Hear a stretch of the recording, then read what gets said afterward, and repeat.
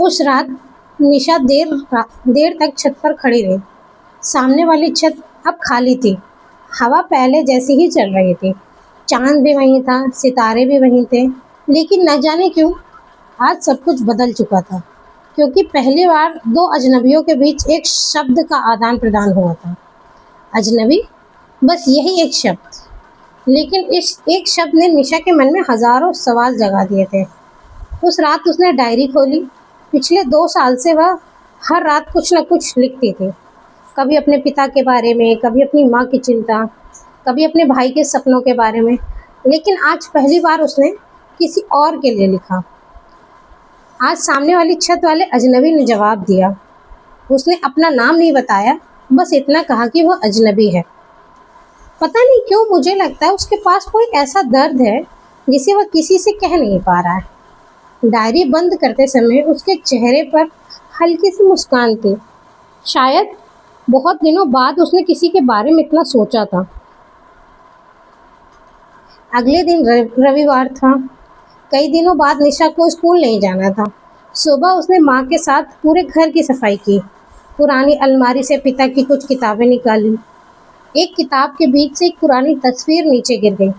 तस्वीर में छोटी सी निशा अपने पिता के कंधों पर बैठी हंस रही थी। उस तस्वीर को देखते ही उसकी आंखें भर आईं। माँ ने तस्वीर उठाकर धीरे से कहा, तेरे पापा कहते थे मेरी बेटी कभी हार नहीं मानेगी। निशा ने तस्वीर सीने से लगा ली। मैं हारूंगी भी नहीं माँ, बस कभी कभी बहुत थक जाते हो। माँ ने उसके सिर पर हाथ फेर दिया। बेटी, थक जाना कमजोरी नहीं होती, रुक जाना कमजोरी होती है। निशा मुस्कुरा दी। उसे लगा आज भी उसके पिता माँ की आवाज़ में उससे बातें कर रहे हैं। शाम को आदित्य कॉलेज की कोचिंग से लौटा। वो बहुत खुश था। दीदी, आज मेरा टेस्ट पूरे बैच में सबसे अच्छा गया। निशा ने खुशी से उसकी पीठ थपथपाई। देखा, मैं कहती थी ना, मेहनत कभी धोखा नहीं देती। आदित्य हंसते हुए बोला, जब मैं बड़ा इंजीनियर बनूंगा ना, सबसे पहले तुम्हें नौकरी छोड़ने दूंगा। निशा हंस पड़ी। अभी से इतने बड़े बड़े सपने? सपने बड़े ही होने चाहिए दीदी, छोटे सपने तो आँख खुलते ही टूट जाते हैं। निशा कुछ पल उसे देखती रही। उसे अपने पिता की बातें याद आ गई। रात के 9:30 बजे आज वह सामान्य से कुछ पहले ही छत पर पहुंच गई। लेकिन आज सामने वाली छत खाली थी। 5 मिनट बीत गए, 10 मिनट बीत गए, 15 मिनट भी, फिर भी कोई नहीं आया। निशा ने खुद को समझाया, जरूरी नहीं कि हर रोज आए। लेकिन उसका मन बेचैन हो गया। वह वापस जाने वाली ही थी कि तभी सामने वाली सीढ़ियों का दरवाजा खुला। वह अजनबी धीरे धीरे ऊपर आया। आज उसके हाथ में एक छोटा सा गमला था। उसने छत के कोने में उसे देखा, फिर उसमें पानी डाला। निशा आश्चर्य से उसे देखने लगी। तो इसे पौधे भी पसंद हैं? अचानक अजनबी ने उसकी तरफ देखा। इस बार उसने बहुत हल्के से सिर झुकाकर अभिवादन किया। निशा पहले तो घबरा गई, फिर उसने भी मुस्कुराकर सिर हिला दिया। ये उनकी पहली औपचारिक नमस्ते थी, बिना आवाज के, बिना शब्दों के। अगले कई दिनों तक दोनों का यही नियम बन गया। निशा छत पर आती, वह अजनबी पहले से मौजूद होता। दोनों हल्की मुस्कान से एक दूसरे का स्वागत करते, फिर अपने अपने आसमान को देखने लगते। लेकिन अब दोनों जानते थे कि वे अकेले नहीं हैं। एक शाम तेज हवा चल रही थी। आदित्य पतंग उड़ाने छत पर आ गया। दीदी, आज मेरी मदद करो। निशा हंसते हुए उसकी पतंग पकड़ने लगी। पतंग बहुत ऊंचाई तक चली गई। उसी समय अचानक डोर टूट गई। पतंग हवा में उड़ती हुई सामने वाली बिल्डिंग की छत पर जा गिरी। आदित्य परेशान हो गया। अरे मेरी नई पतंग! निशा कुछ बोलती उससे पहले सामने वाला अजनबी ने पतंग उठाई। उसने उसे ध्यान से देखा, फिर मुस्कुराया। उसने पतंग को मोड़ा नहीं, फाड़ा नहीं, बल्कि बहुत सावधानी से उसे दीवार पर रख दिया ताकि हवा से उसे वापस उड़ा सके। कुछ ही क्षण बाद हवा का तेज झोंका आया। पतंग फिर उड़ती हुई वापस निशा की छत पर आ गिरी। आदित्य खुशी से उछल पड़ा। दीदी देखो, वापस आ गई। निशा की नज़र सामने वाले अजनबी पर आ गई। उसने हल्की मुस्कान के साथ बस इतना इशारा किया, संभाल कर। निशा ने भी मुस्कुराकर दोनों हाथ जोड़ दिए। उस दिन पहली बार उसे लगा इस आदमी का दिल बहुत साफ है। रात को सोते समय निशा बार बार उसी घटना के बारे में सोचती रही। आज तक उसने उस आदमी की आवाज़ नहीं सुनी थी, उसका नाम नहीं जाना था, उसका काम भी नहीं पता था, लेकिन उसके व्यवहार ने उसके मन में सम्मान पैदा कर दिया था। वह सोचने लगी, इंसान की पहचान उसके शब्द नहीं, उसके छोटे छोटे कर्म बताते हैं। अगले दिन स्कूल से लौटते समय रास्ते में उसकी सहेली पूजा मिल गई। अरे मैडम, आजकल बहुत खोई खोई रहती हो। निशा हंस दी। ऐसी कोई बात नहीं है पूजा। पूजा ने मजाक में कहा, कहीं किसी से प्यार व्यार तो नहीं हो गया। निशा जोर से हंस पड़ी। पागल है क्या? लेकिन ये कहते समय उसके मन में एक चेहरा जरूर आया और ये बात उसे खुद भी अजीब लगी। उधर सामने वाली छत पर खड़ा हुआ अजनबी भी हर रात कुछ लिखता था, एक छोटी सी डायरी में। उसकी डायरी का हर पन्ना एक ही नाम से भरता जा रहा था, निशा। लेकिन वह ये नहीं जानता था, जिस लड़की को वह दूर से देख रहा है वह उसके जीवन की आखिरी खुशी बनने वाली। निशा यह नहीं जानती थी कि जिस इंसान को हर रात मुस्कुराकर देखती है, उसकी जिंदगी का समय रेत की तरह हाथों से फिसल रहा है। आने वाले दिनों में दोनों की ये खामोशी दोस्ती एक ऐसे मोड़ पर पहुंचने वाली थी जहां सिर्फ दिल बोलेंगे और किस्मत फैसला करेगी। दिन बीतते गए, मौसम बदलने लगा। बरसात खत्म हो चुकी थी। आसमान अब पहले से ज्यादा साफ रहने लगा। रातों में चांद जैसे दोनों छतों के बीच बैठकर उनकी खामोशी सुनता था। अब निशा की जिंदगी में एक नया नियम जुड़ गया। सुबह घर, दिन भर स्कूल, शाम को ट्यूशन और रात छत। अगर किसी दिन किसी वजह से वह छत पर 5 मिनट भी देर से पहुंचती तो उसके दिल में एक अजीब सी घबराहट होने लगती। उसे खुद समझ नहीं आता था कि आखिर वो किस बात की जल्दी में रहती है। क्या वह सचमुच हवा खाने जाती थी या किसी का इंतजार करती है? उधर सामने वाला अजनबी भी अब रोज समय से पहले छत पर आने लगा। वह कभी किताब लेकर आता, कभी छोटा सा पौधा, कभी बस खाली हाथ। लेकिन उसकी आंखें हर शाम एक दिशा तलाशती थी। निशा एक रात हल्की ठंड शुरू हो चुकी थी। निशा ने पहली बार शॉल ओढ़कर छत पर कदम रखा। जैसे उसने सामने देखा, वह अजनबी मुस्कुरा रहा था।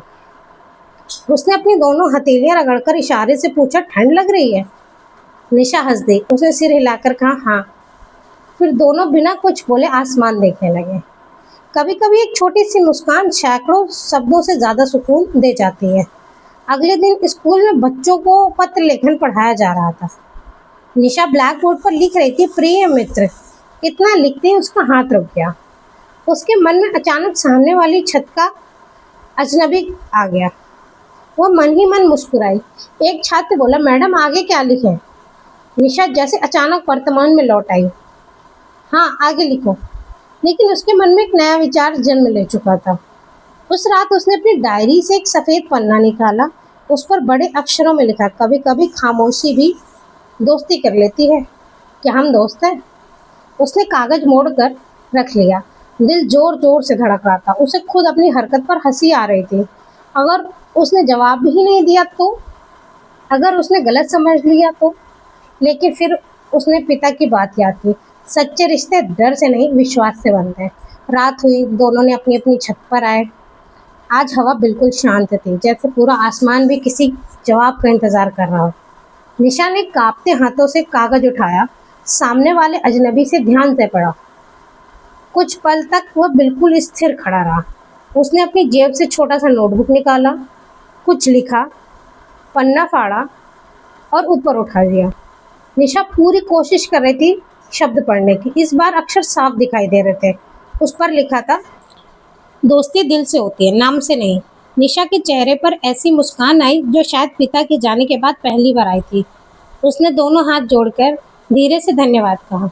सामने वाले ने भी हल्के से सिर झुका दिया। उस रात दो अजनबियों की दोस्ती शुरू हो चुकी थी। अब लगभग हर दूसरे दिन दोनों छोटे छोटे कागजों पर बातें करने लगे।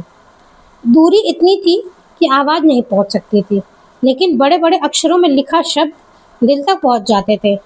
एक दिन निशा ने लिखा, आपको सबसे ज़्यादा क्या पसंद है? अगले दिन जवाब आया, शाम। क्योंकि शाम को किसी को खोने और किसी का इंतज़ार करने के बीच का समय होता है। यह पढ़कर निशा देर तक सोचती रही। ऐसी बातें वही इंसान लिख सकता है जिसने ज़िंदगी में बहुत कुछ खोया हो।